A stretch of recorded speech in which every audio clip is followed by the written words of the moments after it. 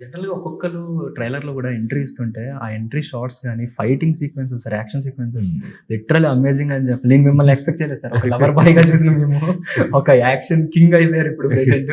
So, ఎలా అనిపిస్తుంది ఆ యాక్షన్ సీన్స్ గాని అవి చేస్తున్నప్పుడు? ఇంత అదే చెప్తున్నాను కదా, ఇంత commercial action.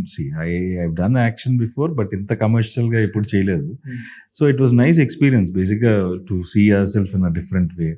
So I enjoyed working basically action sequence లో. Interval fight also was like ముగ్గురం కలిసి చేస్తాం. So that was also very interesting. బాగా కష్టం అనిపించింది యాక్షన్ సీన్ ఏమైనా ఉందా సార్ బాగా?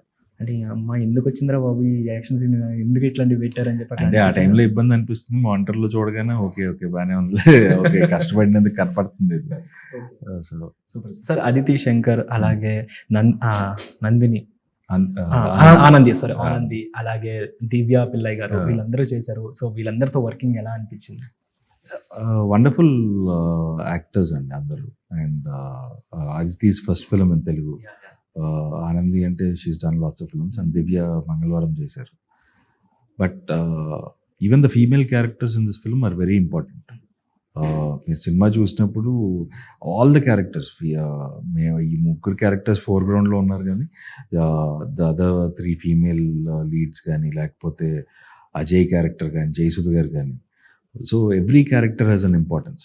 సంపత్ గారు, సో ప్రతి క్యారెక్టర్కి ఇంపార్టెన్స్ ఉంటుంది. And once you see the film, very strongly return characters అన్ని సినిమాలు. అండ్ జయసుధ గారు, సో ఆవిడ క్యారెక్టర్ ఎలా ఉండబోతుంది సార్ ఇందులో? బామ్ క్యారెక్టర్ చేశారండి. సో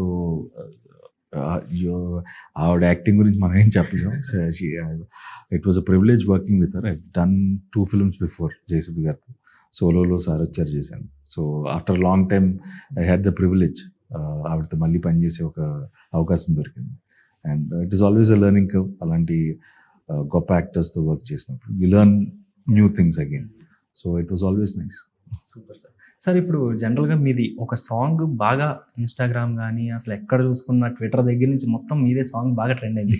దాన్ని మీరు పోస్ట్ కూడా చేశారు, గిబ్లీలో వచ్చింది అది. సో ఎట్లా ఉంది ఈ క్షణం స్వయంవరం ఆ సాంగ్ ఇప్పుడు ట్రెండ్ అయిన తర్వాత మీరు కూడా పోస్ట్ చేసి మీరు నన్ను అండ్ మీ కాబోయే వైఫ్ కూడా పెట్టడం జరిగింది, ఎలా అనిపించింది అది?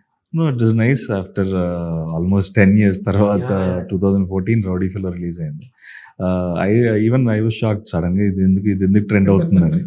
But it was so nice. Song కి మళ్ళీ సో మచ్ క్రెడిట్, మళ్ళీ ఆ సాంగ్ కి అంత రీచ్ వెళ్ళడం. It was so nice. Arijit Singh పాడాడు ఆ song, Sunny's music. So it was nice. After long time again it was trending all over. So very happy about it.